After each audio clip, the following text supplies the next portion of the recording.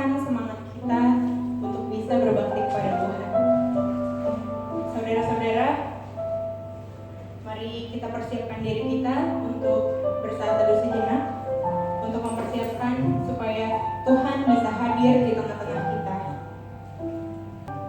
Firman Tuhan berkata, Allah yang Esa, Juru Selamat kita oleh Yesus Kristus, Tuhan kita, bagi Dia adalah kemuliaan, kebesaran, kekuatan, dan kuasa sebelum segala abad dan sekarang dan sampai selama-lamanya. Amin. Kita tidak tahu bagaimana kita cara untuk membalas kebaikan Tuhan kepada kita sepanjang hidup kita.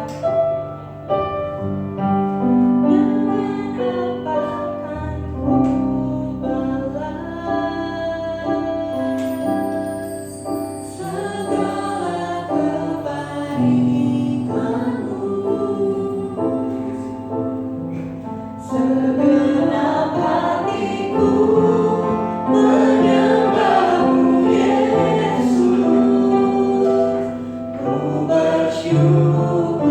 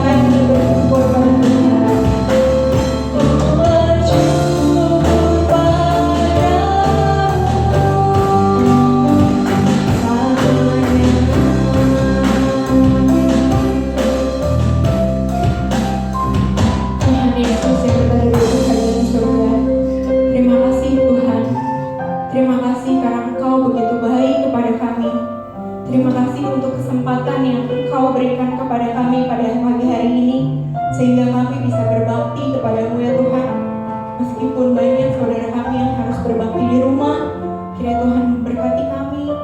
Engkau tidak mematahkan semangat kami untuk bisa bertemu denganmu ya Tuhan. Di tengah pandemi seperti ini, hanya Engkau yang akan kami pegang Tuhan. Hanya Engkau yang akan terus selalu untuk mengawasi kami, memberkati kami, melindungi kami Tuhan. Terima kasih Tuhan Yesus karena Engkau begitu baik kepada kami. Terima kasih Tuhan Yesus atas penyertaan-Mu sampai dengan pada hari ini. Tuhan, sebentar kami akan mendengarkan firman yang akan disampaikan oleh Bapak Pendeta Bambang. Kiranya Tuhan memberkati ya Tuhan. Terima kasih Tuhan Yesus, berkatilah mulut lidah Pendeta Bambang agar apapun setiap yang akan Engkau beritakan kepada kami itu akan tersampaikan baik dengan kami ya Tuhan. Terima kasih Tuhan Yesus karena Engkau begitu mengasihi kami. Berkati kami ya Tuhan.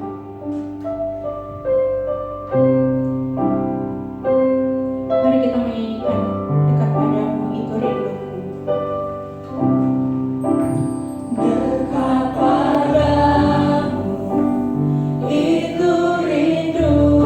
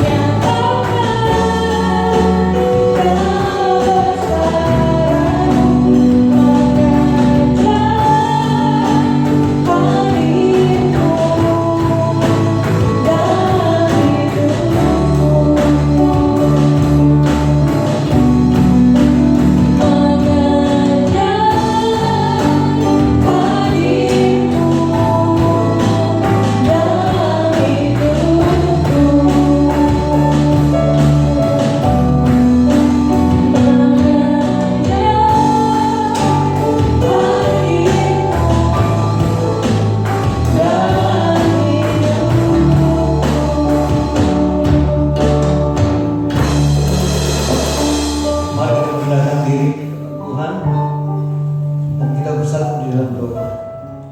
Allah Bapa yang kami sembah dalam Tuhan Yesus Kristus, tiba saatnya bagi kami untuk mendengar sabda-Mu. Berkata-katalah ya Tuhan, karena kami siap mendengarkannya. Namun terlebih dari itu, jamah kami Tuhan, ampuni segala salah dan dosa yang telah kami lakukan, baik melalui pikiran, perkataan atau perbuatan kami. Engkau kudus ya Tuhan, itu sebabnya kami menghampiri-Mu di dalam kekudusan dan kebenaran. Terima kasih Bapa, inilah kami.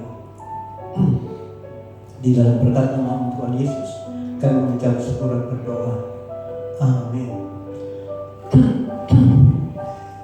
Saudara-saudaraku yang dikasihi oleh Tuhan Yesus Kristus, saya memberi judul khotbah saya pada pagi hari ini, iman yang mengalahkan dunia, yang terambil dari 1 Yohanes pasal 5 ayat 1 sampai dengan ayat yang kelima.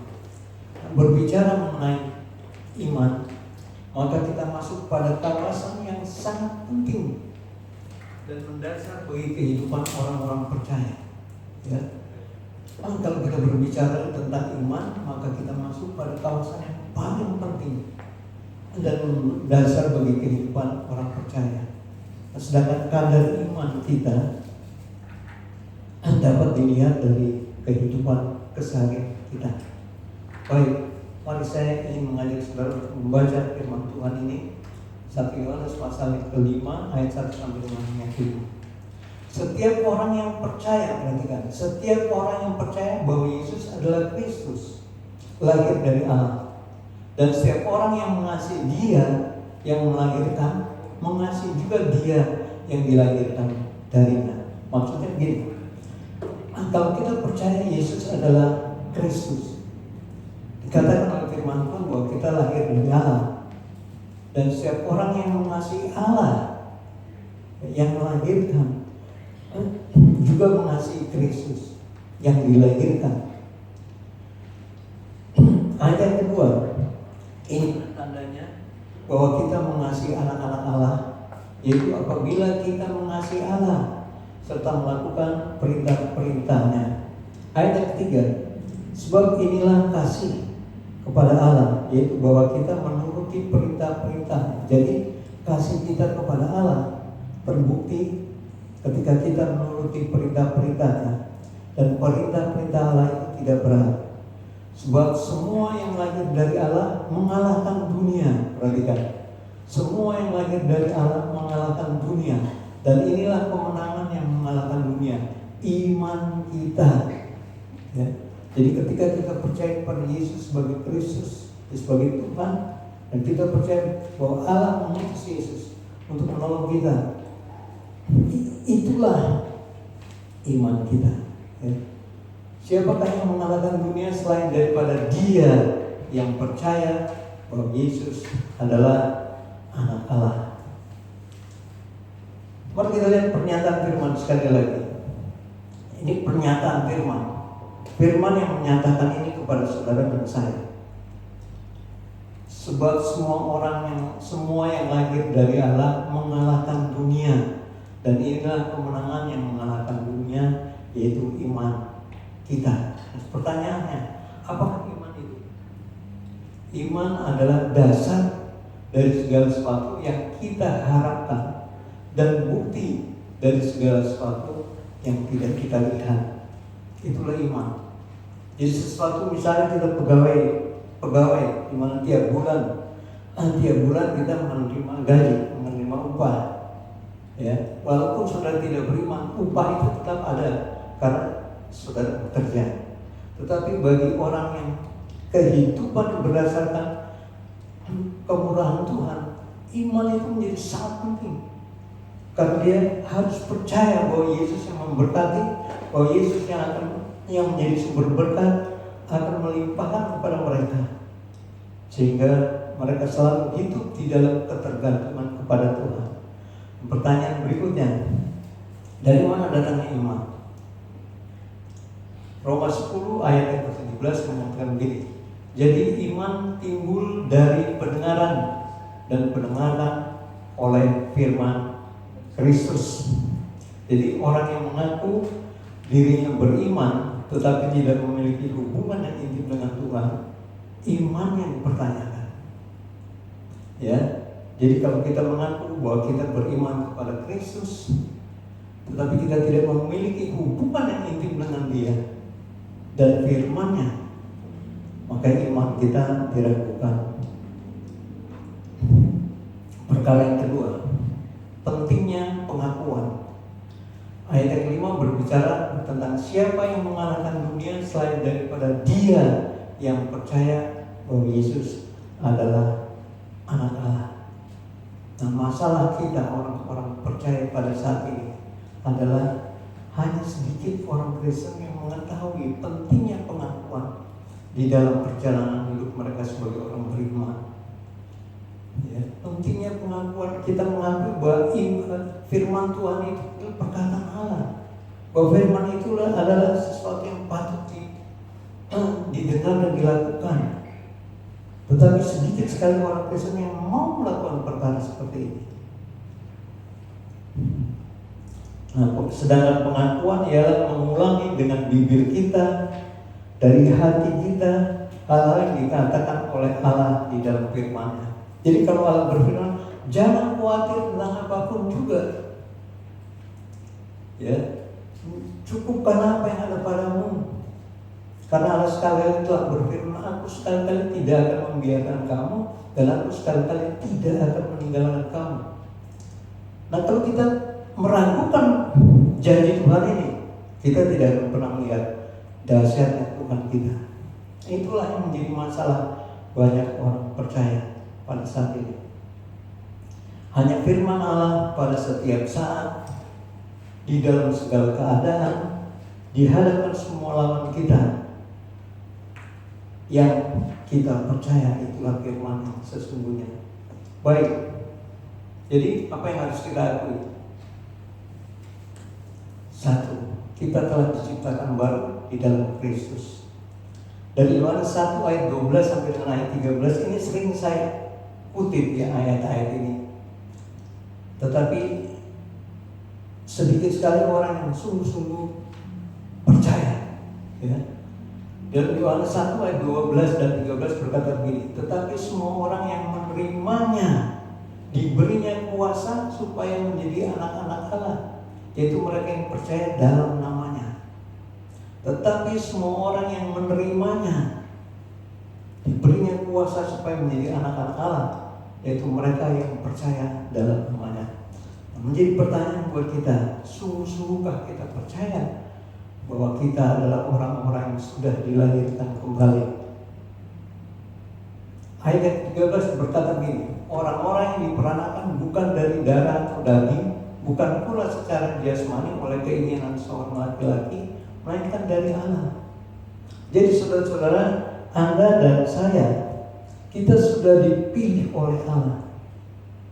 Anda dan saya sudah dilahirkan kembali oleh Allah, bukan secara jasmani, bukan pula karena hubungan antara suami dan istri maka terlahirlah saudara. Ya, itu kelahiran jasmani. Tapi kelahiran yang dimaksud sini adalah kita diciptakan baru di dalam Kristus. Nah, kita disebut sebagai anak-anak Allah. Jadi kita diciptakan baru. Ini yang harus kita akui. Kita harus mengakui bahwa kita adalah anak-anak Allah, karena kita sudah diciptakan baru di dalam Kristus Yesus. Yang berikutnya, kita memiliki sifat baru dari Allah. Jadi siapa yang ada dalam Kristus, ia adalah ciptaan baru. Yang lama sudah berlalu, sesungguhnya yang baru sudah datang. Dan saudara-saudaraku, tantangan kita, firman Tuhan berkata begini di dalam Yohanes pasal 13 ayat 34, inilah perintah baru, yaitu supaya kamu saling mengasihi. Dalam situasi pandemi saat ini, kita tergoda untuk menjadi sahabat bagi orang lain. Karena apa? Karena ketakutan. Kita tidak bisa lagi saling mengunjungi. Karena apa? Karena kita takut takut ketularan. Entah kita menulari orang lain atau orang lain yang menulari kepada kita. Ya, itu sebabnya sekarang rasa saling mengasihi itu menjadi sangat luntur. Itulah yang menjadi tantangan kita pada saat ini. Kita takut ketemu orang lain, kita takut untuk saling mengunjungi, dan akibatnya kita mencari kenyamanan diri sendiri. Rasa kepedulian satu sama lain sudah menjadi memudar. Ini tantangan buat saudara dan saya. Kita harus mengasihi satu sama lain, tetapi di dalam kenyataan kehidupan ini kita tidak boleh berhubungan satu dengan lain. Karena apa? Kita ada di dalam ketakutan, sehingga pengalaman rohani menjadi sangat tipis di antara kita sekarang. Ya, kita hanya bisa berhubungan melalui WA, kita hanya bisa berhubungan melalui handphone, tapi kita tidak bisa bertatap muka karena kita takut orang yang kita kunjungi tertular. Jangan-jangan saya menjadi orang tanpa gejala, sehingga kalau ada sesuatu yang terjadi dalam keluarga yang kita kunjungi itu, kita menjadi tumpuan kesalahan. Nah, itulah sebabnya dalam masa pandemi ini kita harus terus menggantungkan iman dan pengharapan kita hanya kepada Tuhan. Kita tidak boleh menjadi orang yang individual yang senantiasa dikaitkan dengan kepentingan kita. Ya. Yang kedua, kita ditantang juga untuk menghadapi sekularisme. Apa itu sekularisme? Yaitu kepercayaan kita kepada Tuhan sudah menjadi luntur, sehingga kekaguman kita kepada Tuhan tidak ada lagi, bahkan berkurang, bahkan mungkin tidak. Kita lebih percaya kepada kekuatan kita sendiri, kita lebih percaya pada kemampuan kita sendiri. Tanpa Tuhan saya bisa melakukan ini. Itulah tantangan kita saat ini. Orang menjadi lebih percaya pada kekuatan sendiri, pada kemampuan sendiri, dan kepada pengalaman sendiri.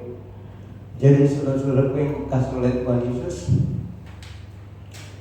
kekaguman kita kepada Tuhan menjadi sangat mudah, menjadi menipis, karena kita lebih percaya kepada diri sendiri.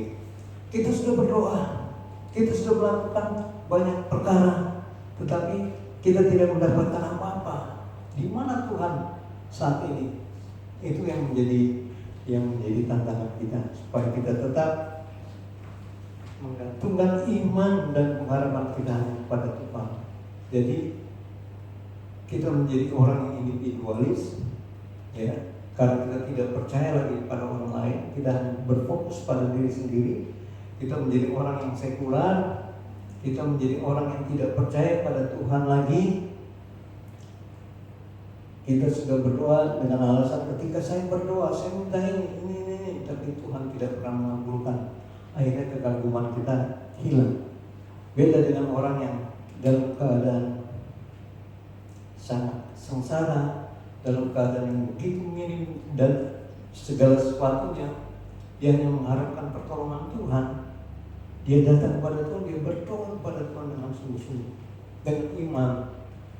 Firman Tuhan katakan orang yang model inilah yang disukai oleh Tuhan. Ya. Jadi saudara-saudara, dalam kondisi saat ini, tantangan kita adalah tetap percaya, tetap beriman bahwa Tuhan sanggup melakukan perkara-perkara yang luar biasa. Dan yang ketiga, kita menjadi orang yang materialisme. Kita menggeser kepercayaan kita dari Tuhan kepada kepercayaan kita terhadap diri sendiri. Kita tidak membutuhkan Tuhan saat ini. Orang-orang yang materialis akan berkata begitu. Karena apa? Saya sudah bekerja luar biasa, tetapi Akhirnya sekarang saya dirumahkan, saya harus bekerja di rumah dengan akibatnya adalah kita tidak bisa menerima penuh gaji kita. Ada yang dipotong separuh, ada yang tinggal sepertiga, karena mereka harus tinggal di rumah dan bekerja dari rumah. Jadi saudara-saudaraku,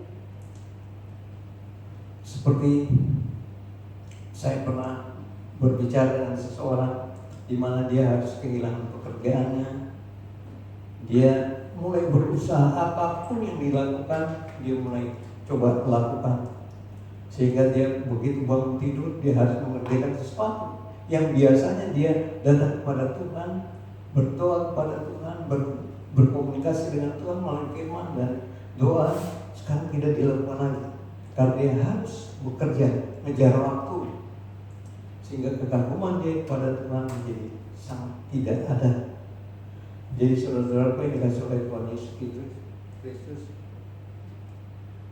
ketika kita mengatakan, ini perlu untuk diperhatikan ya.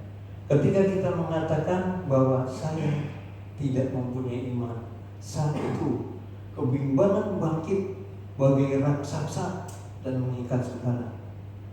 Karena apa? Kita mengakui bahwa mulut kita mengatakan bahwa saya tidak punya iman, dan itu yang akan terjadi di dalam kehidupan kita. Jadi saudara-saudaraku, sesungguhnya ya, engkau telah terjerat. Amsal pasal 6 ayat yang kedua dari terjemahan lama bilang begini, sesungguhnya engkau telah terjerat oleh perkataan mulutmu, dan engkau telah tertangkap oleh perkataan lidahmu. Jadi ketika kita mengatakan bahwa saya kurang beriman, saya tidak bisa melayani, itu akan terjadi dalam kehidupan saudara. Ketika saudara mengatakan saya tidak bisa mengasihi karena saya sendiri perlu mendapatkan kasih sayang, tapi itu tidak terjadi dalam kehidupan saya, frank dengan orang lain, akhirnya kita menjadi orang yang sangat individual. Nah, setiap orang percaya bahwa Yesus adalah Kristus, lahir dari Allah, dan setiap orang yang mengasihi Dia, yang melahirkan, mengasihi juga Dia yang lahir daripadanya. Jadi saudara-saudaraku, kalau kita percaya kepada Tuhan dan kita mengandalkan Dia di dalam segala perkara, Tuhan akan membalas kepercayaan kita kepadanya dengan berkat-berkat yang sudah disiapkan bagi saudara dan saya. Perhatikan, Allah memberikan kepada kita hidupnya, Allah memberikan kepada kita sifat-sifatnya, Allah memberikan kepada kita cintanya, ya. Allah memberikan kepada kita imannya, Allah memberikan kepada kita kemuliaannya, roh dan kuasanya, itu bersama dengan saudara dan saya. Tetapi ketika kita mengatakan bahwa saya tidak percaya lagi kepada Tuhan, semua yang dituliskan ini, semua yang dikatakan ini menjadi tidak berarti di dalam kehidupan kita. Nah, itu sebabnya saudara-saudaraku yang dikasih oleh Tuhan Yesus, ini saatnya bagi kita bahwa kita harus menempatkan Tuhan di dalam segala perkara. Karena apa? Semua yang lahir dari Allah mengalahkan dunia. Siapakah yang mengalahkan dunia selain daripada dia yang percaya bahwa Yesus adalah anak Allah, ya. Jadi kalau kita bisa percaya kepada Tuhan Yesus 100%, dia juga akan mempercayai kita 100%. Perhatikan saudara-saudara, ketika Tuhan Yesus setelah dibaptis dibawa oleh Roh ke padang gurun 40 hari 40 malam, Tuhan Yesus tidak makan, tidak minum. Saudara bisa bayangkan bagaimana keadaan Tuhan Yesus pada saat itu sebagai manusia, ya. Dan ketika iblis tahu itu, dia katakan kepada Yesus, kalau kamu adalah anak Allah, ubah batu ini menjadi roti. Tetapi apa yang dikatakan oleh Tuhan Yesus? Manusia tidak hidup hanya dari roti, tapi dari setiap firman yang keluar dari mulut Allah. Lalu iblis membawa Tuhan Yesus ke bumbungan bait Allah. Dari atas bait Allah tinggi sekali. Terus iblis berkata begini, kalau memang engkau adalah anak Allah, jatuhkan dirimu. Bukankah firman Allah mengatakan bahwa malaikat akan menantangkan tangannya sehingga engkau tidak akan tersentuh batu. Tapi Tuhan Yesus mengatakan jangan mencobai Tuhan dan Allah. Yesus menang dari pencobaan untuk kemegahan diri. Pada satu saat ketika saya membeli bensin, ada seorang wanita, rupanya dia anak pejabat, naik mobil. Dia keluar dari mobil, dia hanya berdiri begini aja. Nah tukang bensinnya itu, kan dia nggak tahu membuka ini gimana apa, buka tempat bensinnya itu kan harus dari dalam. Terus wanita ini yang di pom bensin itu, kami di situ bilang, Mbak tolong dibukain. Dia bilang, orang yang lain bisa, masa kamu nggak bisa? Waktu akhirnya terjadi perdebatan di situ dan anak perempuan itu berbicara, kamu tahu siapa saya? Saya anak, dia sebutin anak. Dan saudara-saudaraku, itu seorang wanita duniawi. Tapi Tuhan Yesus, ketika Tuhan Yesus katakan, kalau kamu anak Allah, terjunkan dirimu. Karena kita bilang bahwa malaikat Tuhan akan menantang engkau, walaupun dia anak Allah, walaupun dia adalah Allah sendiri. Tapi dia tidak menunjukkan, nih aku bisa. Kalau Tuhan Yesus menunjukkan, kalau Tuhan Yesus melakukan apa yang dikatakan oleh iblis itu, berarti dia taat kepada iblis. Ya. Dan ketika setelah itu Tuhan Yesus diajak naik ke puncak gunung yang paling tinggi, dan Tuhan Yesus diperlihatkan segala perkara duniawi. Dan iblis berkata begini, kalau kamu menyembah aku, semua yang kamu lihat ini akan menjadi milikmu. Apa yang dikatakan untuk Yesus? Dia katakan begini, hanya kepada Allah saja kita harus menyembah. Nyala iblis dari hadapanku. Jadi saudara-saudara, Kristus telah menang bagi kita. Kini sejak kita diciptakan kembali dalam dan hidup di dalam Dia, maka kita menjadi pemenang melalui Dia. Jadi kalau kita percaya buat Tuhan 100%, Tuhan akan melakukan apa yang telah Dia janjikan kepada saudara dan saya. Bahwa Dia tidak akan membiarkan saudara dan Dia tidak akan pernah meninggalkan saudara. Nah di dalam semuanya itu, ya, kita mendapat kemenangan yang sempurna karena Kristus yang melakukan itu di dalam kehidupan kita. Roma 8 ayat 37. Saya kutip dari bahasa Indonesia sehari-hari. Jadi semua yang dilakukan oleh Tuhan Yesus dan semua yang dikalahkan oleh Tuhan Yesus Kristus adalah untuk saudara dan saya. Yesus tidak perlu mengalahkan setan bagi dirinya, dan Ia melakukan itu untuk saudara dan saya. Kalau kita dipujuk oleh setan, kita ditakut-takuti oleh setan, Tuhan Yesus akan tampil. Dia akan menolong saudara dan saya. Kalau kita sungguh-sungguh percaya bahwa Dia adalah anak Allah. Yang berikutnya, Yesus tidak menanggung dosanya sendiri karena Ia tidak berdosa, tetapi Ia mengambil dosa kita, dan itu Dia lakukan untuk saudara dan saya. Ya. Yesus tidak menanggung dosanya sendiri karena Dia tidak berdosa, tetapi Dia mengambil dosa saudara dan saya, dan Dia lakukan untuk saudara dan saya, supaya semua dosa saudara dan saya bisa dikalahkan oleh Yesus. Yang berikutnya, Yesus tidak perlu melenyapkan penyakit bagi dirinya. Ia tidak mempunyai penyakit sampai Ia dijadikan sakit untuk saudara dan saya. Ya, saudara pernah melihat Tuhan Yesus pegang-pegang kepala ini? Aduh, pusing benar kepala aku. Pernah saudara baca di Alkitab seperti itu? Kita tidak pernah melihat bahwa Tuhan Yesus menyembuhkan penyakit di dalam dirinya sendiri, ya, karena Dia tidak punya penyakit. Justru dia mengangkat sakit penyakit saudara dan saya untuk siapa? Untuk kepentingan saudara, supaya saudara terbebas dari sakit penyakit. Dan itulah yang dilakukan oleh Tuhan Yesus. Jadi sekarang apa yang harus kita lakukan? Satu, menyadari bahwa iman dalam Kristus mengalahkan dunia. Ya. Jadi ketika kita beriman kepada Kristus, kita tidak perlu takut dalam menghadapi apapun. Ya.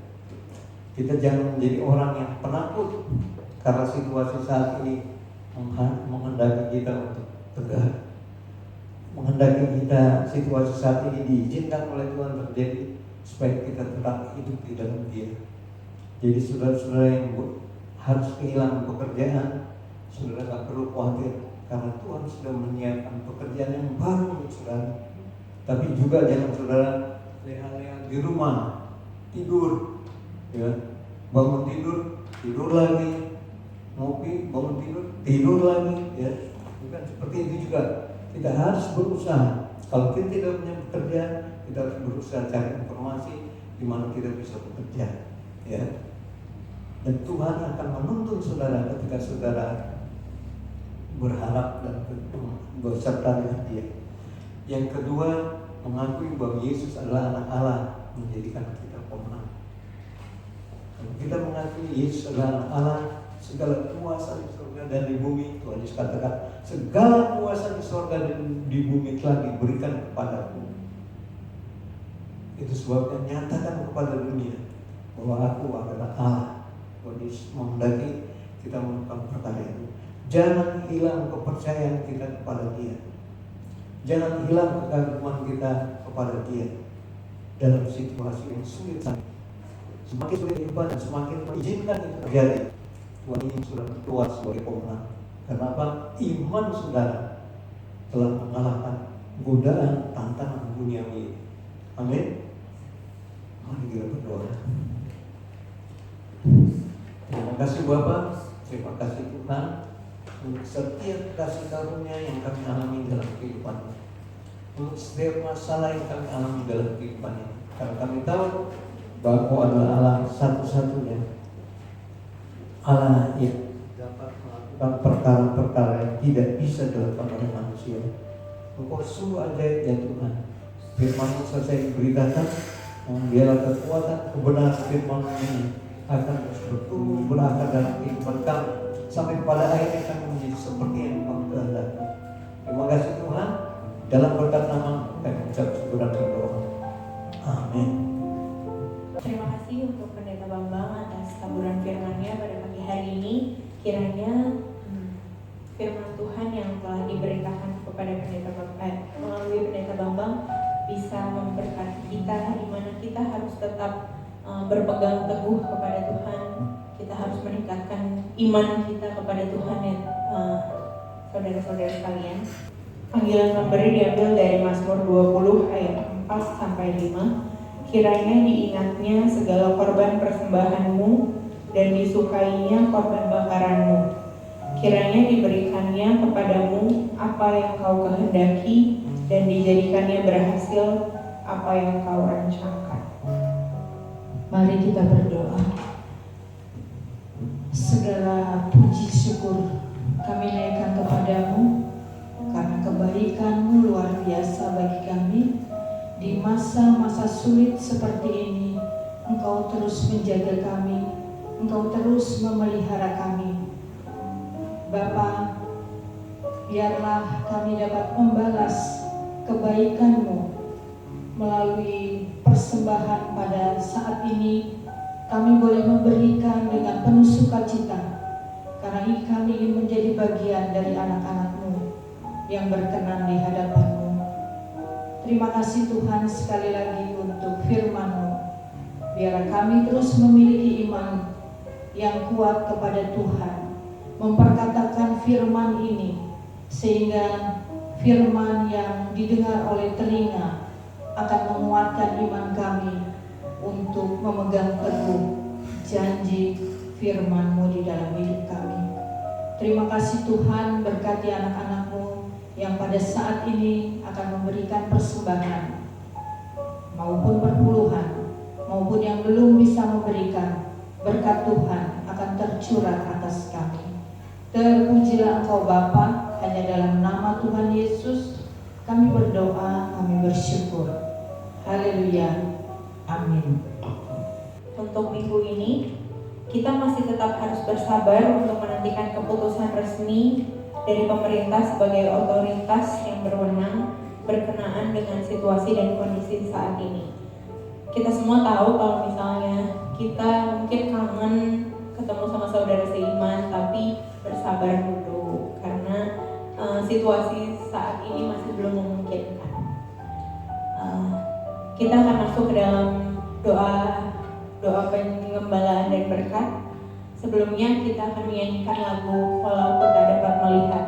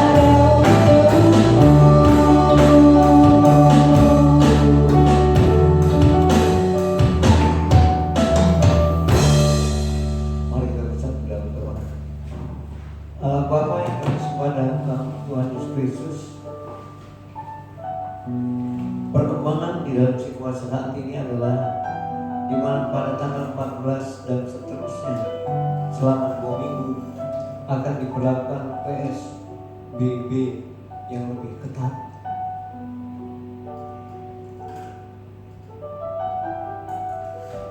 Kami sadar Tuhan betapa dahsyatnya virus yang kami hadapi ini sebagai musuh bersama. Tetapi kami lebih percaya kepada ya Tuhan, karena Engkau adalah Allah yang setia, Allah yang dapat mengalahkan apapun yang ada dalam dunia ini dengan kuasa, dengan kenyataan bahwa Engkau adalah Allah yang perkasa. Itu sebabnya kami berdoa untuk anak-anak kami, saudara-saudara kami, teman-teman kami yang saat ini harus kehilangan pekerjaan mereka karena virus corona ini. Semakin hari kami melihat kenyataan bahwa semakin banyak orang yang terpapar akibat dari new normal yang sudah diberlakukan. Tapi yang akhirnya karena semakin bertambah banyak, akhirnya new normal itu dikembalikan kepada PSBB, di mana situasinya semakin berat. Kami lihat ada teman-teman kami, saudara-saudara kami, anak-anak kami yang harus kehilangan pekerjaan karena peristiwa ini, yang harus kekurangan di dalam memenuhi kebutuhan mereka, yang harus tidak berjalan bisnis yang sedang dilakukannya. Kami mohon pertolongan dari Tuhan supaya Kau turunkan tangan kasih karunia-Mu kepada bangsa kami. Kami melihat pemerintah sudah berusaha untuk sedemikian rupa mengatasi kondisi saat ini. Banyak cara yang sudah ditempuh. Itu sebabnya kami terus mendoakan supaya bangsa dan negara kami yang dipimpin oleh Presiden Jokowi dan Pak Maruf Amin sebagai wakilnya serta jajaran menteri yang saat ini sedang berkumpul bagaimana cara mengatasi saat ini. Kami mohon pertolongan ya Tuhan supaya semuanya ini dapat akhirnya selesai dengan baik. Kami melihat bahwa virus ini berkembang begitu pesat dan ada jenis pemerintah dan negara-negara lain sedang berusaha untuk mengatasi virus ini dengan berbagai percobaan sehingga akan ditemukan vaksin yang bisa menolong setiap orang yang terpapar COVID-19 ini. Kami juga berdoa untuk keluarga kami yang kedapatan meninggal, yang kedapatan terpapar virus corona ini.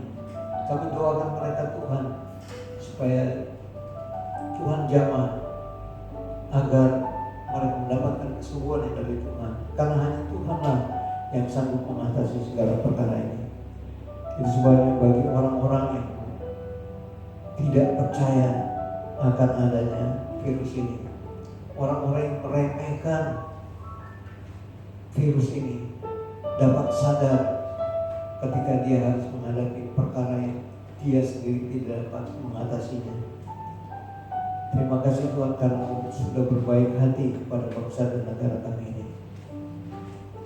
Namun kami terus berdoa bagi saudara-saudara kami siapapun mereka yang kehilangan pekerjaan, yang harus bekerja dari rumah sehingga menghadapi akibat pemotongan upah mereka, sementara yang normal saja mereka sudah merasa kekurangan dan bahkan sekarang harus dipotong lagi. Sebab kami dukung mereka Tuhan, biarlah kuasa Tuhan terjadi atas kehidupan mereka. Kami juga berdoa untuk masalah ekonomi ketika peristiwa ini terus berkelanjutan. Banyak investor yang mau menanamkan modal mereka, uang mereka di negara kami ini terpaksa mengundurkan diri. Tuhan, kami berdoa Tuhan, kasihanilah bangsa ini, kasihilah kami sebagai anak-anak-Mu, kami yang percaya kepada-Mu ya Tuhan Yesus, bahwa Kau adalah anak-anak, bahwa Kau adalah anak Allah. Kami mengimani bahwa Kau sedang bekerja di dalam kehidupan kami. Terima kasih Bapak, kami juga berdoa untuk gereja-Mu Gereja Baptis Indonesia Kuntiran ini, di mana kami juga menghadapi persoalan-persoalan. Kami mau mengurus surat-surat panggilan tetapi tertahan karena peristiwa COVID ini. Kami juga berdoa untuk pelayanan gereja, di mana kami tidak bisa mengadakan kunjungan satu dengan lainnya, karena kami takut menularkan. Kalau kami adalah orang tanpa gejala, atau mungkin orang yang kami kunjungi merupakan orang tanpa gejala dan kami akan tertular. Itu sebabnya situasi saat ini membuat saling mengasihi menjadi luntur. Banyak orang menjadi lebih individualis, lebih sekular. Orang tidak tahu apa yang harus mereka kerjakan. Namun kami sebagai anak-anak Tuhan, kami percaya bahwa dalam situasi yang seperti saat ini, kami pun percaya bahwa Tuhan sedang bekerja. Terima kasih Bapak. Kami juga teringat saudara-saudara kami yang saat ini sedang mengalami sakit penyakit, siapapun mereka. Tuhan jamah tubuh mereka, Tuhan pulihkan mereka, Tuhan angkat sakit penyakit mereka di dalam nama Tuhan Yesus Kristus. Biarlah kuasa terjadi dan mujizat Tuhan nyatakan. Kami teringat akan anak kami Ricky yang saat ini sedang berada di tempat yang berbeda dengan kami. Kami mohon pertolongan Tuhan agar mereka juga bisa, agar dia boleh mendapatkan kesehatan, sehingga dia dapat mengerjakan pekerjaan di mana dia bekerja sekarang dalam pimpinan dan kuasa Tuhan. Kami juga berdoa untuk hal-hal yang lain. Kami berdoa untuk pernikahan dari Saudara Ferry dan Yuri. Kami mohon tangan kasih karunia Tuhan yang membimbing mereka, yang menolong mereka, sehingga semua yang dibutuhkan dapat tercukupi. Kami percaya Tuhan kesiapan mental mereka juga menjadi hal yang paling utama untuk dapat melangkah kehidupan yang lebih dari sekarang mereka. Terima kasih Bapak, terima kasih Tuhan. Banyak perkara yang ingin kami doakan, tapi kami percaya, kami tahu bahwa Tuhan sudah tahu sebelum keluar dari bibir, mulut dan lidah kami. Itu sebabnya ketika permohonan-permohonan yang kami ajukan Tuhan tidak berkehendak, biarlah Tuhan ganti dengan hal-hal yang baik, dan Tuhan ajarkan kepada kami untuk kami melakukannya. Terima kasih Bapak, terima kasih Tuhan. Inilah doa kami yang kami panjatkan tidak dengan nama lain melainkan hanya di dalam nama Tuhan Yesus Kristus adalah Tuhan dan Juru Selamat kami. Terima kasih Tuhan. Akhirnya saudara-saudara yang dikasih oleh Tuhan, terima berkat Tuhan. Kasih karunia dari Bapa, damai sejahtera Tuhan Yesus Kristus, kuasa pimpinan, penyertaan, penghiburan serta pertolongan dari Roh Kudus menyertai saudara sekalian dari saat ini sampai Tuhan Yesus datang untuk yang kedua kali. Haleluya. Amin.